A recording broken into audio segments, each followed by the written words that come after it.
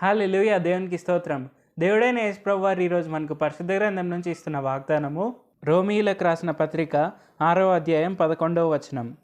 అటువలే మీరును పాపము విషయమై మృతులుగాను దేవుని విషయమై క్రీస్తు యేసునందు సజీవులుగాను మిమ్మును మీరే ఎంచుకొనుడి. సో ఈరోజు వాగ్దానం కనుక చూసుకుంటే ఇక్కడ మనం క్లియర్గా చూడవచ్చు. ఏంటంటే ఇక్కడ అపోస్తలుడైన పౌలు మనకేమని చెప్తున్నారు, మనల్ని మనము నీతిమంతులుగా ఎంచుకోవాలి.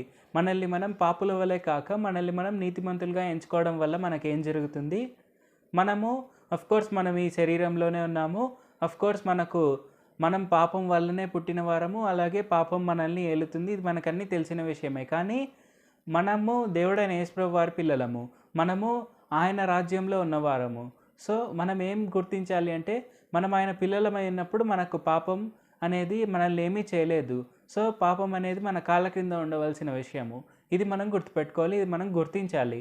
మనం అలా గుర్తించినప్పుడు, అలాగే మనల్ని మనము పాపుల వలె కాక మనల్ని మనం నీతిమంతులుగా ఎంచుకున్నప్పుడు ఏమవుతుంది అంటే, అది మనం ప్రొఫెసై చేసుకుంటున్నట్టు. అంటే నేను పాపిని కాదు, నేను నీతిమంతుడను, నేను నీతిమంతురాలను, నేను పాపిని కాదు. సో ఇది మనము పర్ఫెక్ట్గా ప్రతిరోజు క్లెయిమ్ చేసామంటే మనం నిజంగానే మనం నీతిమంతులంగానే ఎల్లప్పుడూ ఉండగలము. పాపాలు అనేవి మనము చేయడం చాలా తగ్గిస్తాము. ఇది మనము ఖచ్చితంగా చేయవలసిన విషయము. మనం దేవుణ్ణి నమ్మి మనము ఆయననే మనల్ని నీతిమంతులుగా ఎంచుతున్నారు కాబట్టి మనం పాపులం కాదు, మనం నీతిమంతులమే అని మనల్ని మనం కూడా ఎంచుకున్నప్పుడు మనము పరిపూర్ణంగా నీతిమంతులుగా ఉండగలము. పాపులం అనేది అసలు మనం కానే కాదు. సో ఇది మనము గుర్తించవలసిన విషయము.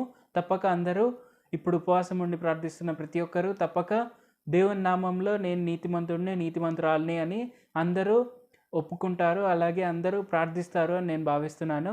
అలాగే ఉపవాసం ఉండని వారు కూడా మీకు వీలైనంత సేపు ఖచ్చితంగా రోజు దేవునితో సమయం గడపండి. తప్పక దేవునితోనే ఎక్కువ సమయం గడపడానికి ట్రై చేయండి. సో తప్పక అలా చేస్తారని భావిస్తున్నాను. ప్రార్థించుకుందాం. పరిశుద్ధ జీవాధిపతి జీవంగల దేవ యేసయ్య, ఈ విధంగా అందరినీ కలుసుకునేందుకు అవకాశం ఇచ్చినందుకు వందనాలు తండ్రి.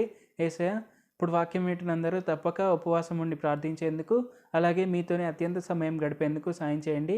యేసయ్య, అలాగే వారిని వారు పాపులు అని కాక వారిని వారు నీతిమంతులు అని ఎంచుకునేందుకు సాయం చేయండి. అలాగ ఉండడం వల్ల తప్పక వారు నీతిమంతులుగానే ఎల్లప్పుడూ ఉంటారు. పాపం అనేది ఎప్పుడు చేయకుండానే ఉంటారు అని మీరు మాకు తెలియపరిచినందుకు వందనాలు తండ్రి. అది వారు గుర్తించి తప్పక వారిని వారు పాపులుగా కాక నీతిమంతులుగానే ఎంచుకునేందుకు సాయం చేయండి. నజరేయుడైన యేసు నామములో ప్రార్థిస్తున్నాం తండ్రి. ఆమేన్. Thank you Jesus. దేవుడు మిమ్మల్ని ఆశీర్వదించును గాక.